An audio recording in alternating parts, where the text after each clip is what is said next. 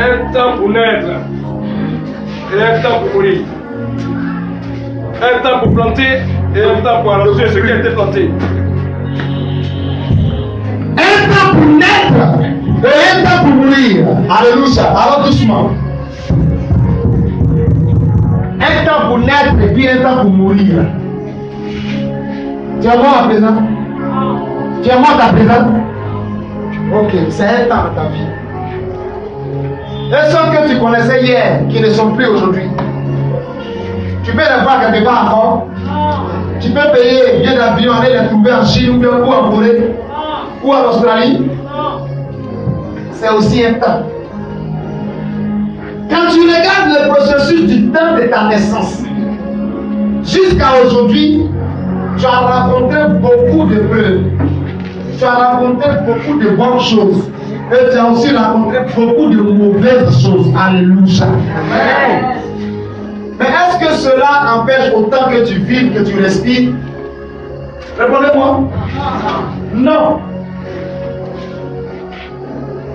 Alors que tu as vécu les deux faces. Un temps heureux et un temps de lamentation et de pleurs. Voici la pensée de Dieu pour nous ce matin. L'Éternel m'a révélé que dans cette nation, les chrétiens se plaignent contre lui. Leur plainte est montée jusqu'à au devant de son trône. Je ne m'introduis pas dans la veillée, mais je passe un peu par là. Ils se plaignent, ma fille. Quand tu regardes, il y a beaucoup de couples. Je ne dis pas couple mari et femme. Il y a beaucoup de verres. Verres dans lequel on met l'eau ou la boisson et puis on boit là. À la place de l'eau ou de la boisson ou du vin qui est dedans, ce sont des plaintes qui sont au devant du trône de Dieu. Et comme les prophètes ont aussi la grâce divine de Dieu, comment on dit le mot là bien, de faire partie du conseil de Dieu, parce que dans la préscience de Dieu, dans la pensée économique de Dieu, le prophète doit savoir ce que Dieu est sur le point de faire. Sinon, il n'est pas prophète. Et c'est pas si je vais faire comprendre. Amen. Que ce soit spirituellement ou physiquement, il est obligé de savoir ça. Sinon, je ne crois pas en lui. Toi, tu crois en lui. Sinon, moi, je ne crois pas en lui. Sinon, je ne crois pas en son ministère. Même s'il n'est pas allé au ciel, un ange doit se déplacer du ciel pour venir lui faire connaître les arrêtés du conseil de Dieu. Est-ce que je vais faire comprendre? Amen. On va aller dans les exemples bibliques. Vous serez bénis. Je n'ai pas dit pour lire, patiente de toi.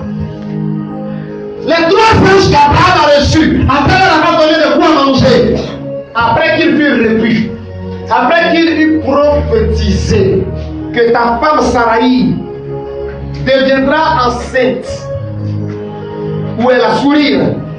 La Bible dit quand ils sont sortis et ils allaient, Abraham les accompagna. Et puis Dieu dit, est-ce qu'on cachera à Abraham ce que nous allons faire à Sodome et Gomorrhe?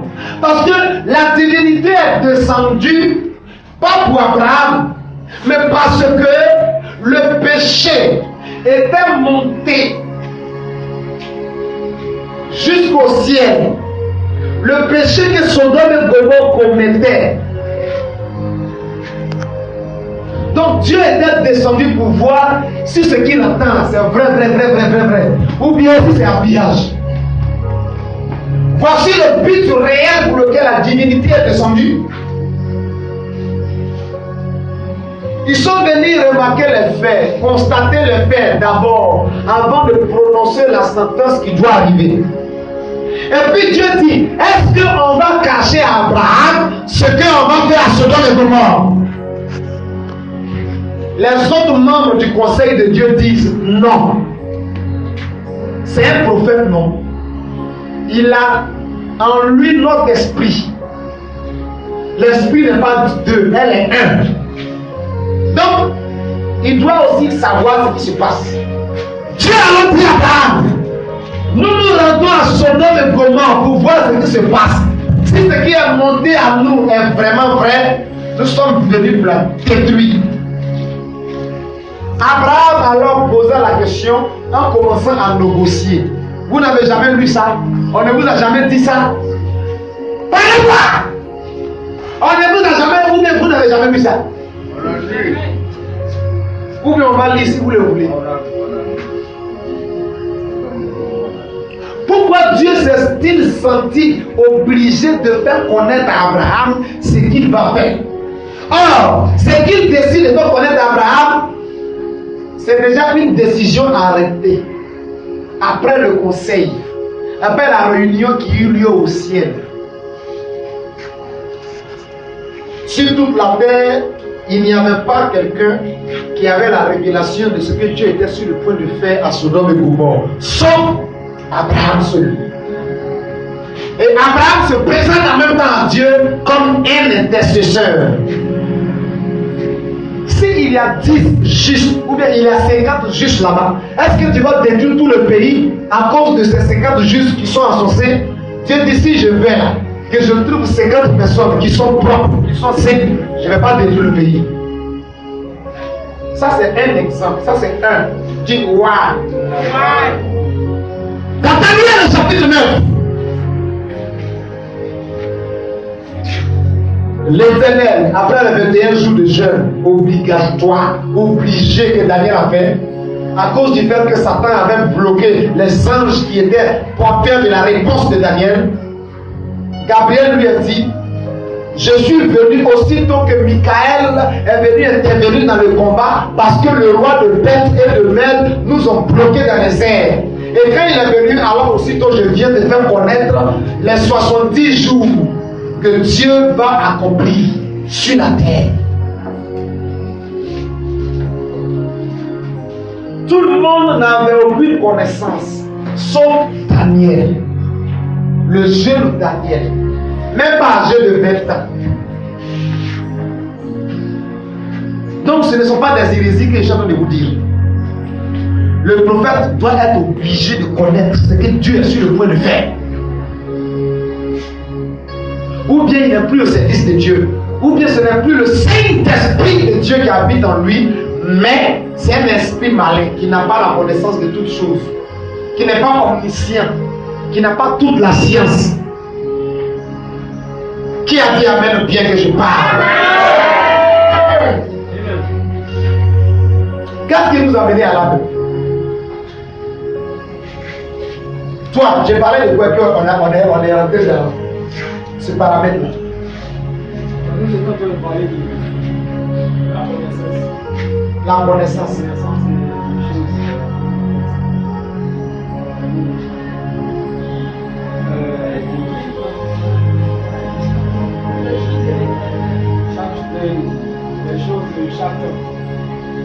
Les choses de chaque temps. Qui va bien répondre à la question? Oui. Il y a un temps pour toutes choses. Oui. Tu as levé la main, non? C'est ça que je voulais dire.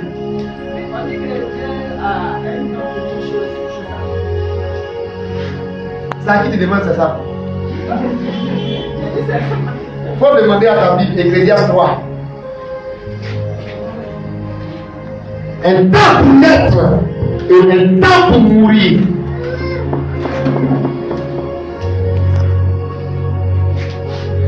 Ces différents vers qui sont des couples remplis de la plainte des hommes, des croyants qui sont au devant de la face de Dieu. Plusieurs ont eu le cœur brisé, le cœur percé, le cœur déchiré, etc. Et la seule manière d'exprimer cela à Dieu, c'est par les plaintes. Quand dans le quartier, quelqu'un t'offense, que tu te rends au commissariat pour aller envoyer une convocation, c'est pas aller te plaindre, j'allais te plaindre. Hein? Est-ce qu'on se plaint au hasard? Est-ce qu'on se plaint plaint dans un vide, dans un néant, on se plaint. On te demandera contre qui? Contre qui? C'est simple. Contre qui? Et toi, la réponse est contre toi-même. Tu te plains contre toi-même. Parce que tu ne comprends rien, tout est bizarre dans ta vie. Tout est la même chose. Alors que tu as reçu Jésus, alors que tu l'aimes, alors que tu fais des offrandes, tu jeûnes, alors que tu es baptisé, alors que véritablement tu as tout quitté, tous tes fétiches, tous tes petits loupias, tu as tout abandonné pour venir à lui. Et malgré ça, tu ne vois aucun signe satisfaisant s'annoncer sur ta vie. À quelque part, tu as raison. Faux ou vrai? Ah! À quelque part, tu as raison. Mais à d'autres part aussi, tu n'as pas raison. Dis pourquoi? Parce que tu n'as pas la révélation de savoir que Dieu est un Dieu des temps. C'est vrai, tu as faim, tu n'as pas encore mangé, ça fait 7 jours. Est-ce que Dieu ne voit pas ça? Quand Dieu est derrière ta terre, est-ce que Dieu ne te connaît pas par ton nom? Est-ce qu'il ne sait pas que tu as faim, ventre là, il n'y a rien dedans? Pourquoi il ne touche pas quelqu'un pour venir te bénir? Pourquoi il ne touche pas quelqu'un pour t'inviter à une cérémonie où il y a mangé là-bas? Pourquoi il s'arrange à t'écarter, à t'éloigner de tout ce qui peut te permettre à rentrer en contact avec la nourriture? Pourquoi il chasse tout ça au-devant de toi? C'est une question auquel on a besoin d'une réponse. Parce qu'il sait qu'il y a un temps pour tout. Que tu as faim aujourd'hui, oui. Mais rien ne dirait que tu vas mourir dans la faim. Parce que dans son temps, il sait que tu ne mourras pas dans la faim. Donc lui, il n'est pas gêné. Et toi qui n'as pas la connaissance que tu ne mourras pas dans ta faim, toi tu crois que tu vas mourir dans la faim. Tu ne montes pas, c'est quoi qui arrive? C'est la mort. C'est la mort. Qui a pu faire 1 an sans manger? Ou 6 mois, ou bien 3 mois sans manger et puis vit encore. 2 mois même. 60 jours. Et puis il est capable de se lever pour marcher. Imaginez-vous, il devient un squelette. Oui, parce que les aliments de force que tu manges là, elles correspondent à l'homme sensoriel que tu es. Elles correspondent à ta nature adamique qui est la chair physique naturelle. Parce que dans les aliments là, il y a des différentes sortes de vitamines qui contribuent tous au bien-être de ton corps, de tes organes et de tous tes membres ou de tous tes muscles. Et donc, s'ils ne reçoivent plus ce qui les alimente, qu'est-ce qui se passera? Chacune d'elles meurt. Dis Amen. Amen. Si ton portable est chargé, est-ce que c'est chargé pour un mois? Non, mon portable a sa batterie en forme, ça fait 2 semaines. C'est pas grave. Allons dans un mois. La batterie sera vide. Tant que tu ne la connectes pas à nouveau à une prise où il y a la source de l'énergie, tu dois encore la remplir. Est-ce que le portable peut être utile encore dans ta main? Tu as des numéros importants que tu veux appeler, tu ne peux pas appeler parce qu'il est utile. Toute information que tu voudrais avoir à l'intérieur du portable, tu n'as plus jamais accès à ça. Pourquoi? Parce que simplement, le portable est éteint, c'est déchargé.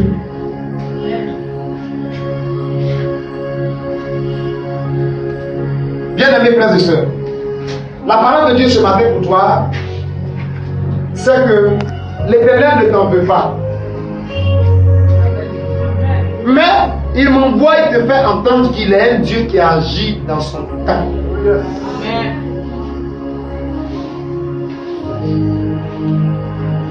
Tu peux avoir un diplôme et puis ça fait 49 ans ou bien 39 ans. À ta dernière âge de Côte d'Ivoire, pour remplacer mon boulot, c'est combien? C'est 39, non? Ou bien c'est 40 ans? on te dit c'est fini, tu ne peux plus jamais passer concours encore avec ce diplôme-là. 40 ans. 45 ans. Bon d'accord, 50 ans si vous voulez. Ou bien 60 ans si vous voulez. Abraham il est arrivé à 75 ans. Vous voyez pourquoi? Abraham est arrivé à 75 ans, Moïse est arrivé à 80 ans.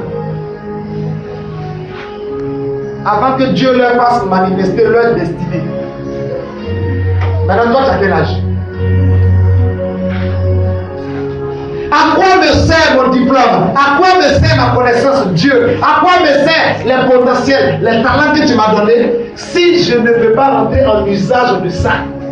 Je vieillis, tout vieillit en moi, je ne peux plus rien faire demain. La force, l'énergie qui est en moi actuellement là, c'est en train de partir. Quand on devient vieux, on n'est plus vieux comme avant. Ce n'est pas au courant de ça. Je suis là parler à Dieu pour toi, c'est ça que vous parlez là. Quand tu plains là, c'est tout ça qui est écrit dedans. Toi-même, tu n'es pas un drap qu'à 54 ans, la femme atteint l'âge de la ménopause. Dans toutes ces plaintes là, il y a toutes ces prières là, il y a toutes ces prières bougies, ces prières, je ne sais pas lesquelles est mis. Tout est dans les couples là devant l'Éternel. Comme des plaintes. Vous vous plaignez contre Dieu. Tout simplement parce que vous ne saviez pas que Dieu vous aime malgré votre état dans lequel vous êtes, parce qu'il a le dernier mot sur toutes choses. Mais son dernier mot là, il la présente en son temps. La problématique dans l'église de Jésus de Côte d'Ivoire, c'est que les chrétiens n'ont pas la patience. Ils ne sont pas persévérants. Lisez-moi Jacques le chapitre 1 à partir du verset 3e. Jacques le chapitre 1 à partir du verset 3e. Épître de Jacques, chapitre 1 à partir du verset 3e. Si on arrive à la seconde, à la 30e minute, du coup, tu reprends. Jacques 1 à partir du verset 3. Jacques c'est après Hébreu.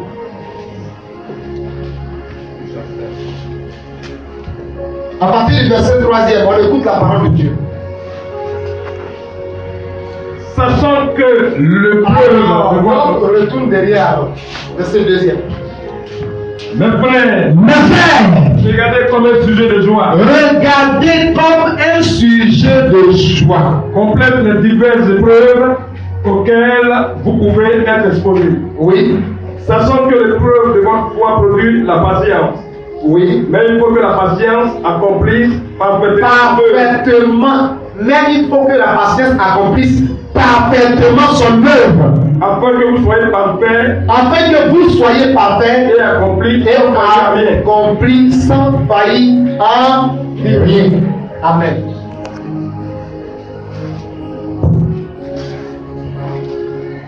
Dieu m'envoie pour répondre en disant c'est parce que vous êtes ignorant ou vous refusez d'admettre qu'il est un Dieu de temps et qu'il fait toutes choses bonnes en son temps et que chaque temps a sa chose, que vous vous plaignez, que vous portez plainte. La deuxième des choses, il m'a même vous répondre et vous faire savoir que c'est parce que vous êtes impatient.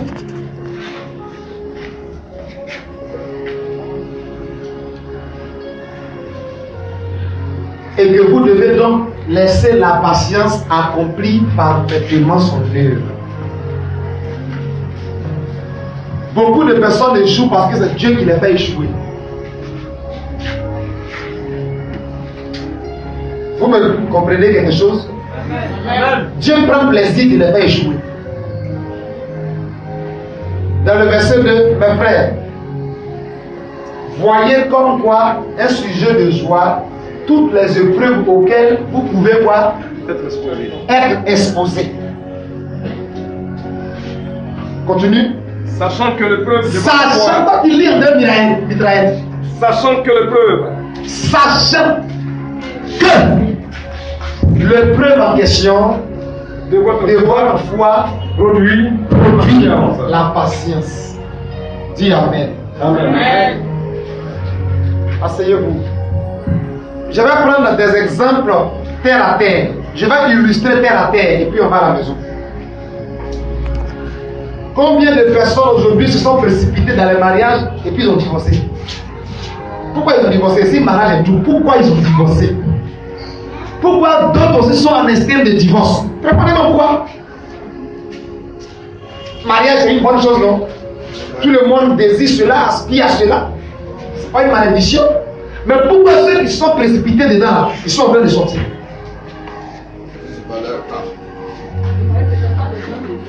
Parce qu'ils n'étaient pas patients et que ce n'était pas le temps de Dieu. Plusieurs personnes sont précipitées dans certains travaux. Aujourd'hui, là, on les a chassés du travail. Et ils sont en train de chômer comme s'ils n'ont jamais travaillé. Pourquoi? Parce que la plupart de ces personnes-là, c'est par des voies anormales, de façon impure et mystique, qu'ils ont eu accès rapide à ces différents lieux de travail. Est-ce que vous comprenez? Est-ce que vous comprenez?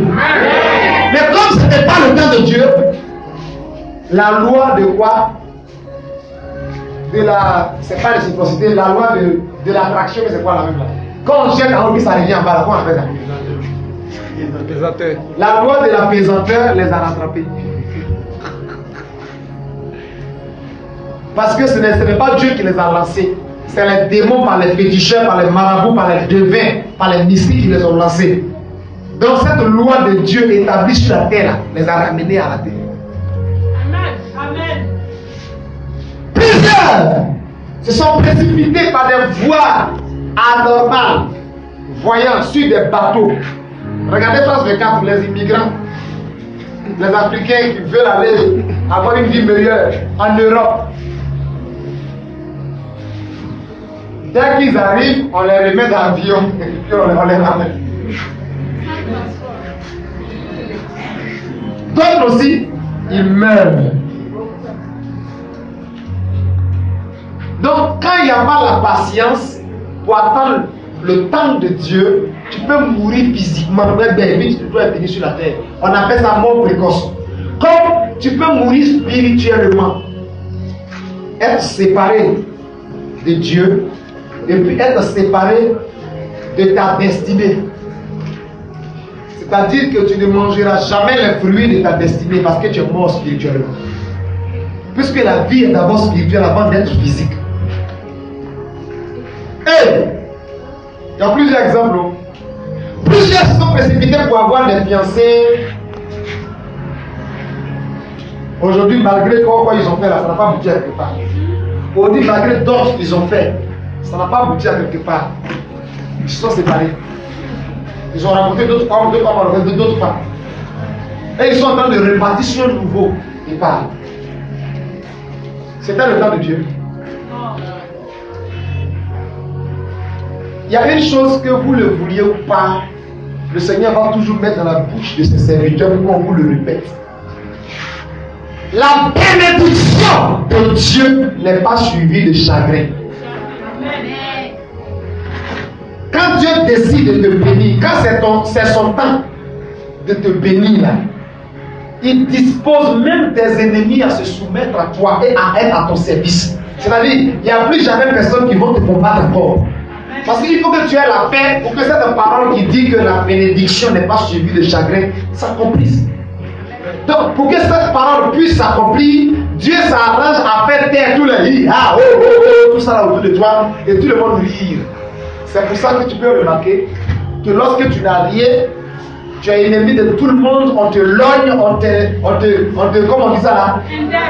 On t'indexe, on te bafouille. Hein? On n'a même pas d'honneur pour toi, ni d'estime pour toi. Mais dès que ça commence à aller un peu pour toi net, on change ton nom. On t'appelle tanti, mais nous on t'appelle tonton. Parce qu'il y a un intérêt qu'on veut avoir derrière. Et on trouve des mots qualifiés, des mots appropriés pour te dire, rien qu'attirer ta faveur. Pourquoi ces personnes ne se mettent pas à te combattre? Et puis ils sont obligés, ils se sentent obligés de te vénérer, de t'exalter. Parce qu'ils savent que s'ils ne le font pas, là, tu ne vas pas leur donner quelque chose.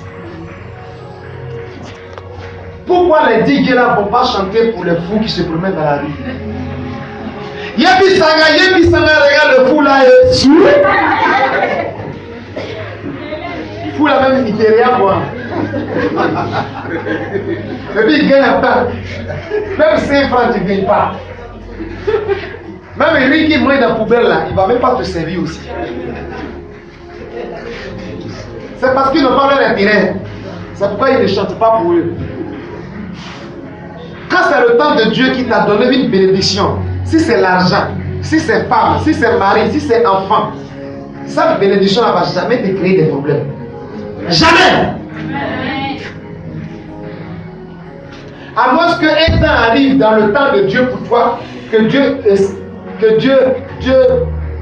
le veuille, ou comment on dit là, le veuille de t'éprouver un peu pour voir. Bénédiction qui t'a donné là, comment tu vas te conduire. Pour voir si tu lui restes fidèle.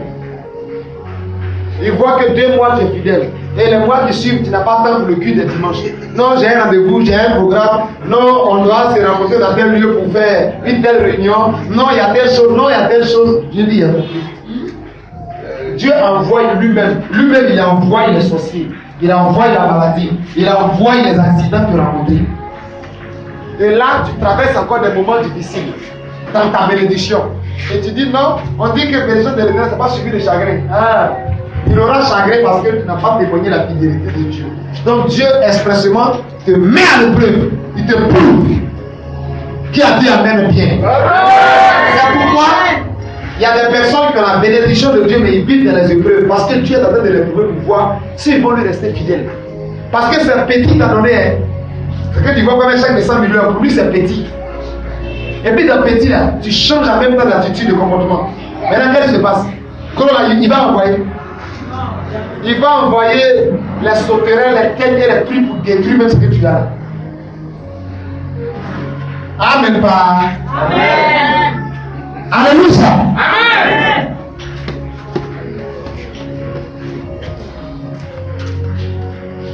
Dieu sait que c'est lui qui a permis que tu naquisses.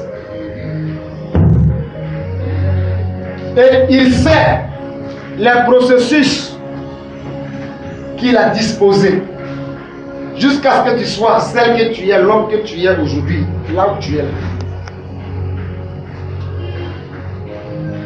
Et il sait aussi quand tu vas mourir, quelle heure, quel jour, quel mois, quelle année il sait. Je veux t'inviter ce matin à arrêter de te plaindre.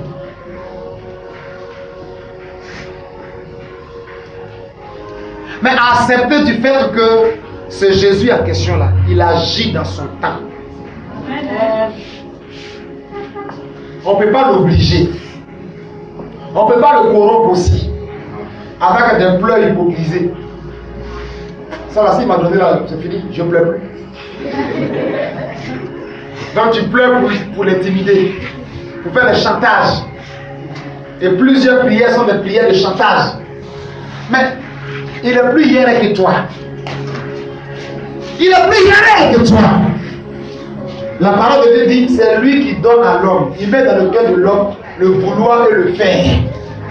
Et que avant que la parole ne soit au bout de tes lèvres, lui il la connaît déjà. Tu vas le blaguer comment?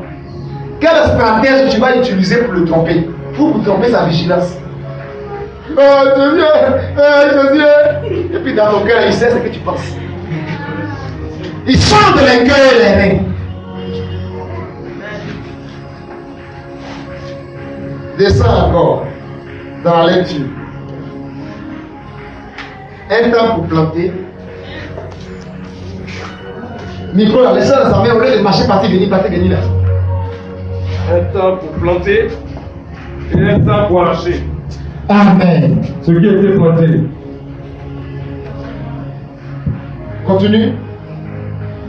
Un temps pour tuer, Oui. et un temps pour guérir. Oui. Un temps pour abattre, Oui. et un temps pour bâtir. Un temps pour pleurer, et un temps pour rire. Amen. Faut t'asseoir. Prends le micro avec toi. Ah, on a lu beaucoup. Hein.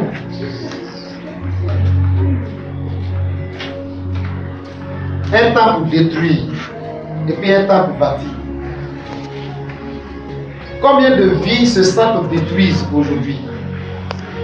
Combien de destinées se voient comme détruites?